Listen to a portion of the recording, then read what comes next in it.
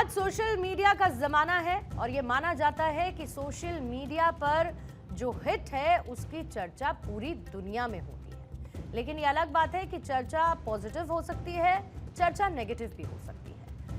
आज जेनजी की सबसे बड़ी स्ट्रेंथ भी यही है और सबसे बड़ी वीकनेस भी यही है, क्योंकि इसी के जरिए यानी सोशल मीडिया के जरिए फेक नैरेटिव को सेट करने का एक बड़ा खेल, बड़ा प्रोपेगेंडा चलता है।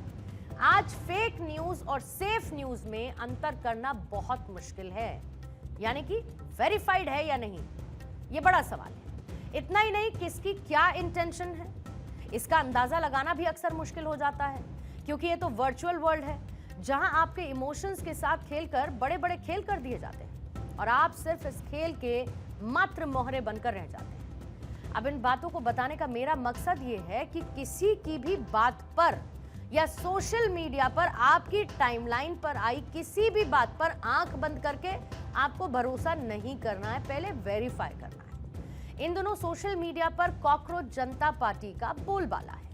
अकाउंट बना महज एक हफ्ते के अंदर 2 करोड़ से ज्यादा फॉलोअर्स, लेकिन इसको लेकर कई सवाल उठे। दावा यह किया गया कि इनमें से ज्यादातर फॉलोअर्स पाकिस्तान, बांग्लादेश और तुर्की समेत कई देशों से हैं। अब इस अकाउंट के फाउंडर अभिजीत दीपके पर बीजेपी युवा मोर्चा के महासचिव तेजिंदर बग्गा ने भी सवाल उठाए। साथ ही पार्टी के स्पोक्स पर्सन ने भी इस पर सवाल उठाए हैं। तेजिंदर बग्गा ने इसे पाकिस्तान जनता पार्टी कहते हुए कुछ डेटा भी शेयर किया। उन्होंने अपनी पोस्ट में कॉकरोच पार्टी के इंस्टाग्राम फॉलोअर्स की जानकारी शेयर की, जिसमें दिखाया गया कि पाकिस्तान से 49%, यूएस से 14% और बांग्लादेश के 14% फॉलोअर्स किसके हैं? कॉकरोच जनता पार्टी के। अब इंस्टाग्राम फॉलोअर्स में इनकी 77% की हिस्सेदारी थी। डेटा के अनुसार भारत चौथे स्थान पर था। यहां के फॉलोअर्स की संख्या मात्र 9% की थी। दरअसल भारत के सीजेआई की तरफ से एक टिप्पणी आई थी और उसी के बाद पिछले हफ्ते ही एग्जिस्टेंस में आई कॉकरोच जनता पार्टी के फाउंडर अभिजीत दीपके को लेकर बीजेपी ने कुछ गंभीर सवाल उठाए। अब बीजेपी का यह एलिगेशन है कि अभिजीत दीपके आम आदमी पार्टी यानी कि अरविंद केजरीवाल के कार्यकर्ता हैं। इसके साथ ही बीजेपी के सांसद निशिकांत दुबे ने विदेश यात्रा के एक्सपेंडिचर को लेकर भी सवाल पूछा कि क्या इसका खर्च सेरोस फाउंडेशन दे रहा है। उन्होंने अपनी पोस्ट में मनीष सिसोदिया की तस्वीर का भी इस्तेमाल किया और बीजेपी इसे लेकर काफी अग्रेसिवली अटैकिंग मूड में नजर आई। तो मुझे क्या लग रहा है, इस तरह के ये जो फ्रीलांसर जो है पिट्ठू लोग हैं, इनको बहुत ज़्यादा सीरियस लेने की ज़रूरत नहीं है। इस तरह की पिटी हुई पॉलिटिकल पार्टीज़ के जो पिट्ठू हैं, वो पिट्ठू जो है वो समय समय पर सांप्रदायिक उन्माद पैदा करने की कोशिशें करते हैं और इनको जो है वो इनकी जगह पहुंचाने की ज़रूरत है। तो क्या कहा निशिकांत दुबे ने? निशिकांत दुबे ये पूछते हैं कि अभिजीत दीपके बॉस्टन किसके पैसे से गए? क्या इनके रहने का, इनके खाने का खर्चा सोरोस फाउंडेशन दे रहा है? ये विपक्ष के लिए चेतावनी है। क्या आप देश तोड़ने के लिए विदेशी ताकतों की मदद लेंगे? ये निशिकांत दुबे के कुछ सवाल रहे हैं। अब फाउंडर अभिजीत दीपके ने जहां पुणे से जर्नलिज्म में ग्रेजुएशन किया, इसके बाद बॉस्टन यूनिवर्सिटी से पीआर पब्लिक रिलेशंस में पोस्ट ग्रेजुएशन करने के लिए वो यूएस से चले गए। जानकारी के मुताबिक 2020 से 23 के बीच में आम आदमी पार्टी के सोशल मीडिया और इलेक्शन कैंपेन के काम से वो जुड़े थे। साल 2020 में जब आम आदमी पार्टी ने दिल्ली विधानसभा चुनाव जीता, तब दीपके मीम्स पर आधारित डिजिटल कैंपेनिंग का काम देख रहे थे। हालांकि वो बाद में राजनीतिक क्षेत्र से अलग हुए, फिर उसके बाद वो विदेश चले गए। असल में आज propaganda narrative WhatsApp forwards, reels, memes, hashtags और फेक एंगेजमेंट से बनाया जाता है।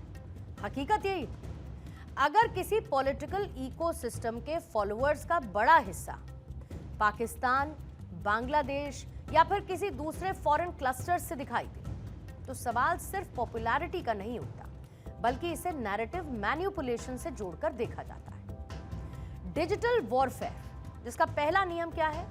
परसेप्शन क्रिएट करो, रियलिटी बाद में देखी जाएगी। जब लाखों फेक अकाउंट्स किसी नैरेटिव को एम्पलीफाई करते हैं, तो आम इंसान को यह महसूस होता है कि पूरा देश तो यही सोच रहा है। इसे ऑर्गेनिक सपोर्ट नहीं, बल्कि इसे परसेप्शन इंजीनियरिंग कहा जाता है।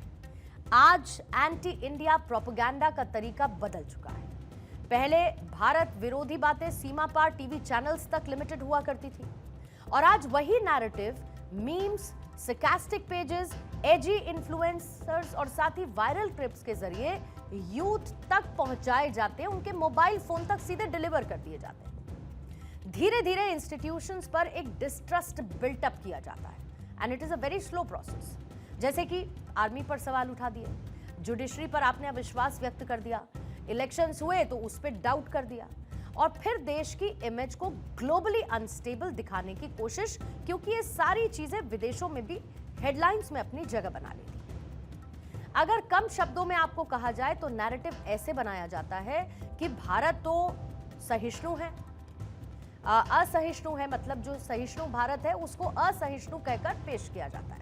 ये कहा जाता है कि यहां तो डेमोक्रेसी खत्म हो रही है, सिविल वॉर जैसे हालात बने हुए हैं, या फिर ये कहा जाता है कि माइनॉरिटीज यहां पर अनसेफ हैं, असुरक्षित हैं। फिर उसके बाद यही क्लिप्स इंटरनेशनल प्लेटफॉर्म्स पर सर्कुलेट होती हैं और ग्लोबल परसेप्शन को इससे प्रभावित किया जाता है। अब सबसे डेंजरस बात पता है क्या है? ये प्रोपेगेंडा अब इमोशनल फॉर्मेट में आ चुका है, जैसे कि कॉमेडी, सटायर, मीम्स और कूल पॉलिटिकल कंटेंट के नाम पर लोगों की सोच को बदला जाता है, उसे रीशेप किया जाता है। एल्गोरिथम भी आउटरीच को क्योंकि रिवॉर्ड करता है, जितना डिसाइसिव कंटेंट होगा उतना ही वायरल होगा और इसीलिए एंटी इंडिया नैरेटिव को बूस्ट करना आसान हो जाता है। सरकार को क्रिटिसाइज करना लोकतंत्र का हिस्सा जरूर है, लेकिन फॉरेन एम्प्लीफिकेशन, फेक ट्रेंड्स और कोऑर्डिनेटेड मिस इन्फॉर्मेशन लोकतंत्र नहीं होती है, ये इंफॉर्मेशन वॉरफेयर है। आज कॉकरोच पार्टी की आलोचना का आधार यही है। तेजिंदर बग्गा ने कई ऐसे ट्वीट शेयर करते हुए आरोप ये लगाए कि अभिजीत दीपके बहुत पहले से ही एक्टिव है।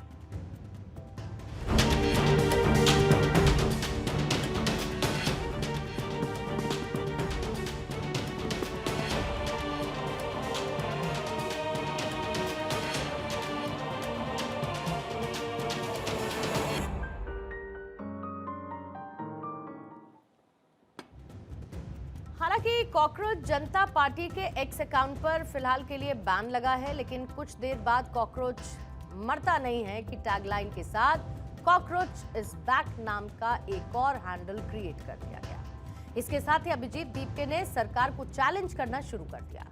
सवाल ये उठता है कि कहीं कम समय में मिली हुई पॉपुलैरिटी को भुनाने की कोशिश में अभिजीत की मुश्किलें बढ़ती न जाए, क्योंकि फॉलोअर्स तो उसी देश पाकिस्तान के सबसे ज्यादा दिखे जिसका एजेंडा पूरी दुनिया के सामने बार बार एक्सपोज हुआ।